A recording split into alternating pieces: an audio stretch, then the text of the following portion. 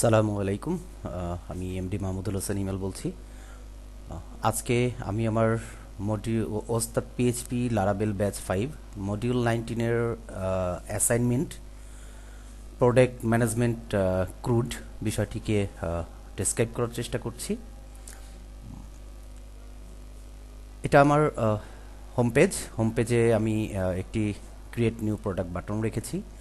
এখানে product search করার option রেখেছি, এখানে পেজিনেশন রেখেছি, আর টেবিলের মধ্যে প্রোডাক্ট নেমে আমি অ্যাসেন্ডিং ডিসেন্ডিং বিষয়টা রেখেছি, প্রাইজের অ্যাসেন্ডিং ডিসেন্ডিং রেখেছি এবং অ্যাকশনের মধ্যে শো, এডিট এবং ডিলিট বাটন রেখেছি। তো চলুন আমার এই ক্রুড অপারেশনটা কিভাবে কাজ করছে, কিভাবে ম্যানেজ হচ্ছে, আমি একটু সেই বিষয়টা তুলে ধরার চেষ্টা করি। আমি যখন সার্চ প্রোডাক্টে আমি যে কোনো একটি প্রোডাক্ট নেম দিয়ে সার্চ করব, লাইক আমি এই প্রথম প্রোডাক্টটাকেই যদি আমি একটু সার্চ করে দেখানোর চেষ্টা করি, আমি যখন এটাকে প্রোডাক্ট নেম দিয়ে সার্চ করব তখন স্পেসিফিক এই প্রোডাক্টটাকেই সার্চ করে নিয়ে আসবে। এটা হচ্ছে সার্চ অপশন। এখন এখান থেকে আমি হোমে ব্যাক যাওয়ার জন্য এখানে একটি হোম বাটনও রেখেছি। আমি হোম পেজে আবার রিটার্ন আসার জন্য এখানে আমি রেখেছি সার্চ অপশনটা রেখেছি। ডেসক্রিপশনের কিছু অংশ দিয়েও সার্চ করতে পারবে। আমি যদি ডেসক্রিপশনের এখান থেকে কিছু অংশ দিয়ে সার্চ করতে চাই সেটাও এখানে করা পসিবল।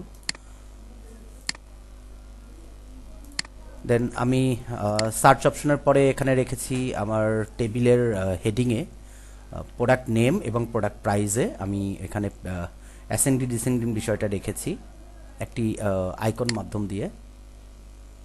যখন এখানে আমি অ্যাসেন্ডিংয়ে দিলাম, ডিসেন্ডিংয়ে দিলাম, এটা ওভাবে আমার কাজ করছে। আমি প্রোডাক্ট প্রাইসটাকেও অ্যাসেন্ডিং ডিসেন্ডিংয়ে রেখেছি। দেন এখানে আমি আমার পেজিনেশনটাকে রেখেছি।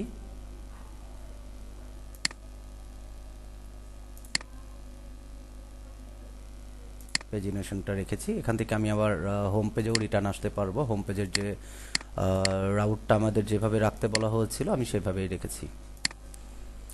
এবার আমি চাইলে এখান থেকে আমার ক্রিয়েট নিউ প্রোডাক্টে ক্লিক করে আমি ক্রিয়েট এ নিউ প্রোডাক্ট করতে পারবো। এই পেজে create a new product page থেকে আবার হোম পেজে রিটার্ন যাওয়ার জন্য এখানে আমি একটা ব্যাক বাটন রেখেছি। তো চলুন আমরা একটি প্রোডাক্ট এন্ট্রি দিয়ে দেখাই। আমি অলরেডি অ্যামাজন থেকে 3টা প্রোডাক্ট এখানে বের করে রেখেছি। আমরা প্রথম প্রোডাক্টটাকে অ্যাড দেওয়ার চেষ্টা করি। প্রোডাক্ট আইডি আমরা এখানে আমাদের নিজেদের সুবিধার জন্য রেখেছি, আমরা যেভাবে রাখতে চাই আর কি, আমরা আমাদের মতো করে এখানে দিতে পারবো।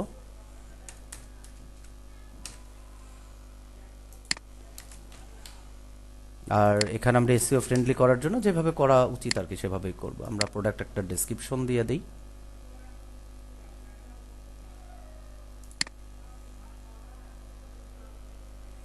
এখান থেকে আমরা একটা প্রোডাক্ট ডেসক্রিপশন নিয়ে নিই।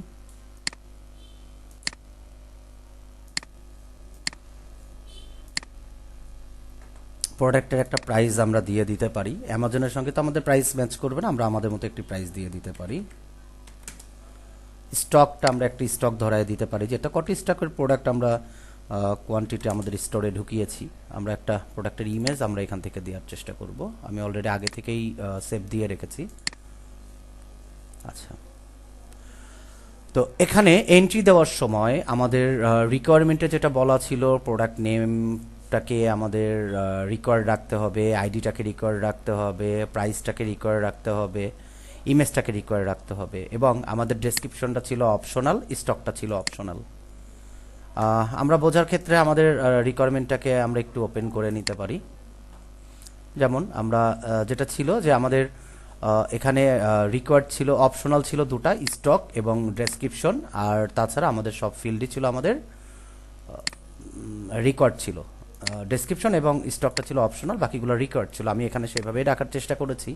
আমার যদি কোনোভাবে প্রোডাক্ট নেমটাকে মিসিং হয়, আমি যদি সাবমিট দিতে যাই, তাহলে আমার প্রোডাক্টটাকে কিন্তু সাবমিট নেবে না, আমার প্রোডাক্ট নেম মাস্ট বি দিতেই হবে। ওকে, আমি প্রোডাক্ট নেমটাকে আবার নিয়ে আসি।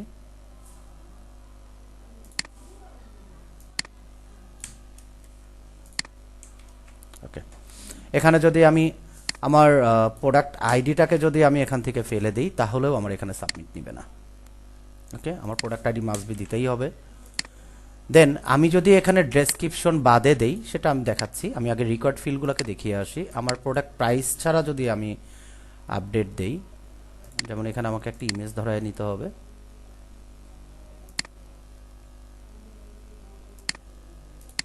এখন যদি আমার এখানে প্রোডাক্টের প্রাইসটা না থাকে, আমি যদি এটাকে সাবমিট দিতে চাই, রিকোয়ার্ড ফিল্ড এজন্য সাবমিট নিবে না। ওকে, আমাকে এখানে প্রাইসটা দিতেই হবে, বা ইমেজটাকে চুজ করে আসি।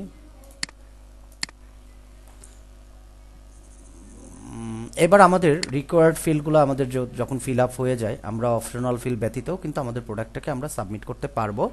আমি এই প্রোডাক্টে এখানে দুটা প্রোডাক্ট আমি এন্ট্রি দিয়ে দেখাবো। একটা প্রোডাক্টে আমি রেকর্ড ফিল্ড দিয়ে এন্ট্রি করে দেখিয়ে দিলাম। এখানে যদি আমার ইমেজ ফাইল না থাকে, ইমেজ ফাইলটা আমার রেকর্ড করা আছে, আমরা সেটা দেখতে পেয়েছি। আমি যদি এখন প্রোডাক্টটাকে সাবমিট করি, আমার প্রোডাক্টটা কিন্তু এন্ট্রি হয়ে যাবে। যে আমার প্রোডাক্টটা এন্ট্রি হয়ে গিয়েছে। আমি যদি এখান থেকে ব্যাক বাটনে যাই, ব্যাক বাটনে গেলে আমি হোম পেজে চলে আসবো। আমি দেখতে পাচ্ছি মাত্র আমি যে প্রোডাক্টটাকে এন্ট্রি করেছি সেই প্রোডাক্টটাকে আমি এখানে পেয়ে যাচ্ছি। ওকে, আমি আরেকটি প্রোডাক্ট এন্ট্রি দিয়ে দেখাই, যেখানে আমি আমার অপশনাল বিষয়টাকে আমি একটু তুলে ধরার চেষ্টা করব। আমি অলরেডি প্রোডাক্টের একটি এখানে বের করে রেখেছি।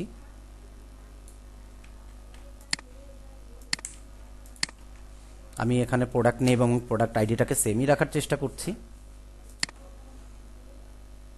আমি এখান থেকে ডেসক্রিপশনের একটু অংশ আমি কপি করে নিলাম। প্রাইস আমি একটি ধরিয়ে দিলাম। প্রোডাক্টের স্টক একটি আমি ধরিয়ে দিলাম। আমি একটি ইমেজ চুজ করে আসি। গত পর্বে যেহেতু আমরা গত প্রোডাক্ট এন্ট্রিতে যেহেতু আমরা দেখেছি যে আমাদের রিকোয়ার্ড ফিল্ডগুলা ফিল আপ ছাড়া আমাদের এন্ট্রি হবে না। এই ফিল্ডটাতে আমরা যেটা দেখবো, আমরা এখানে অপশনাল যে দুটা বিষয় আমাদের রাখতে বলা হয়েছিল, একটি ছিল ডেসক্রিপশন আর দ্বিতীয়টি ছিল হচ্ছে স্টক। তো এখানে আমরা স্টক এবং ডেসক্রিপশন যদি আমরা ফিল না করি, সেক্ষেত্রে আমাদের প্রোডাক্টে এন্ট্রি নিবে, সেই বিষয়টাকে আমি এখানে দেখানোর চেষ্টা করব। আমি ইমেজ ধরিয়ে দিয়েছি। আমি যদি সাবমিট করি, দেখেন আমার প্রোডাক্টটা এন্ট্রি হয়ে গিয়েছে। আমি আবার ব্যাকে যাই, আমার এখানে দেখা যাচ্ছে এই প্রোডাক্টের ডেসক্রিপশন এবং স্টক ব্যতীত আমার এখানে এন্ট্রি হয়েছে। ওকে, তাহলে আমি এখানে ক্রিয়েট নিউ প্রোডাক্ট বিষয়টাকে আমি উপস্থাপন করতে পেরেছি। এবার যদি আসি, আমি এখান থেকে আমার প্রোডাক্ট ভিউ যে বিষয়টা, সেটাকে একটু আমি তুলে ধরি। প্রোডাক্ট ভিউটাকে আমি শো হিসাবে রেখেছি। আমি যদি আমার প্রোডাক্টটাকে এখান থেকে শো বাটনে ক্লিক করি, আমি আমার প্রোডাক্টটাকে দেখতে পাচ্ছি। আমার প্রোডাক্টের নেম, ডেসক্রিপশন, প্রাইস, স্টক, কিছু ইমেজ, হয়তো ইমেজ এখানে একটার জায়গায় অনেকগুলো থাকতে পারে। এখান থেকে আমরা আবার ব্যাকে করলে আমরা হোম পেজে চলে যাব। এবার আমি এখানে আমার প্রোডাক্টটাকে এডিট করে দেখাবো। এই প্রোডাক্টটাকে আমি ডেসক্রিপশন, স্টকটা আমার মিসিং ছিল, আমি প্রোডাক্টটাকে এডিট করতে চাচ্ছি। আমি এডিট অপশনে আসলে এখানে আমার এডিটের যে ফর্মটা সেটা ওপেন হবে এবং এই প্রোডাক্টের ডেসক্রিপশন এবং স্টকটা আমরা এখানে দিতে পারবো। আমি ডেসক্রিপশনটাকে এখানে দেই এবং একটি স্টক ধরিয়ে দেই। আমি এখান থেকে চাইলে আমার ইমেজটাকে আমি তুলে দিতে পারি। আমি ইমেজটাকে তুলে দেই। আমি সাবমিট করলে আমার এডিট অলরেডি হয়ে গেছে। প্রোডাক্ট হ্যাজ বিন আপডেটেড একটা মেসেজ আমাকে এখানে দেখিয়ে দিয়েছে। আমি ব্যাকে যাই, হোম পেজে ব্যাক আসলে আমি এখান থেকে আমার এডিট অপশনটুকু দেখতে পাচ্ছি।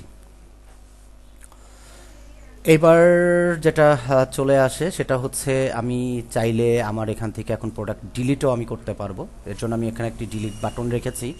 আর ডিলিটের এখানে ডিলিটটি দেখানোর আগে আমি একটু আমাদের পিএসপি ডাটাবেজে চলে যেতে চাই। আমি যখন পিএসপি ডাটাবেজের মধ্যে আমার ডাটাবেজে আমি আসব, আমার প্রোডাক্ট টেবিলে যদি আমি যাই, আমি মাত্র যে দুটো প্রোডাক্ট আমি এখানে এন্ট্রি করেছি, সেই দুটো প্রোডাক্ট আমি আমার ক্রিয়েটেড অ্যাড, আপডেটেড অ্যাড দিয়ে দেখতে পাচ্ছি। আমি আমার সবে মাত্র টাইম অনুযায়ী এই যে আইডি নাম্বার 22 এবং আইডি নাম্বার 23, এই দুটি প্রোডাক্ট আমি কিছুক্ষণ আগে এন্ট্রি করেছি। এখন যদি আমি আমার প্রোডাক্ট এখান থেকে ডিলিট করি, আমি চাচ্ছি আমার রেজাল্ট মানে হেডসেট যেটা আছে সেই হেডসেটটাকে আমি ডিলিট করতে। তার মানে আমি এই হেডসেট প্রোডাক্টটাকে আমি ডিলিট করতে চাচ্ছি। আমি মূলত দেখাতে চাচ্ছি আমি যখন এখান থেকে ডিলিট করবো, আমার অলরেডি ডাটাবেস থেকে আমার প্রোডাক্টটা ডিলিট হয়ে যাবে। এবং শুধু প্রোডাক্ট ডিলিট না, প্রোডাক্ট ডিলিটের সঙ্গে সঙ্গে আমার যে ইমেজটা আছে, ইমেজটাও আমার রুট ফাইল থেকে ডিলিট হয়ে যাবে। তো রুট ফাইল থেকেও আমার যদি ইমেজটাকে আমি ডিলিট করতে চাই, সেক্ষেত্রে আমাকে একটু দেখতে হবে এখানে আমার ইমেজটা কোনটা আছে। আমি চাচ্ছি এই ইমেজটা, এটা আমার প্রোডাক্টের ইমেজ আছে, এটা আমার প্রোডাক্টের ইমেজ আছে। আমি প্রোডাক্টের এই রুট ফাইল ইমেজ সহ ডিলিট করলে আমার রুট ফাইল ইমেজ সহ ডিলিট হয়ে যাবে। তো আমি একটু নাম্বারটা, ইমেজের নাম্বারটা যদি একটু আমি খেয়াল রাখি, 986 এই ইমেজটা সহ আমার প্রোডাক্টটা ডিলিট হয়ে যাবে ইনশাল্লাহ। তো আমি যখন ডিলিট বাটনে ক্লিক করলাম তখন আমার প্রোডাক্টটা ডিলিট হয়ে গেল। এবার আমি ডাটাবেজে যাই, ডাটাবেজে গিয়ে আমি আমার টেবিলে কিন্তু যদি রিফ্রেশ দেই, আমার টেবিল থেকে কিন্তু এই প্রোডাক্টটা ডিলিট হয়ে গিয়েছে। এবং সেই সঙ্গে সঙ্গে যদি আমি রুট ফাইলে এসে খুঁজি, রুট ফাইলে এসে কিন্তু আমি আমার ইমেজ ফাইলটাকে পাচ্ছি না, ইমেজ ফাইলটাও ডিলিট হয়ে গিয়েছে। এই ছিল আমার অ্যাসাইনমেন্টের project management crude with image. আলহামদুলিল্লাহ সুন্দরভাবে করতে পেরেছি মনে হয়। তবে ভুলভ্রান্তি থাকলে, যেহেতু আমি লার্নার, ক্ষমা সুন্দর দৃষ্টিতে দেখবেন। আসসালামু আলাইকুম।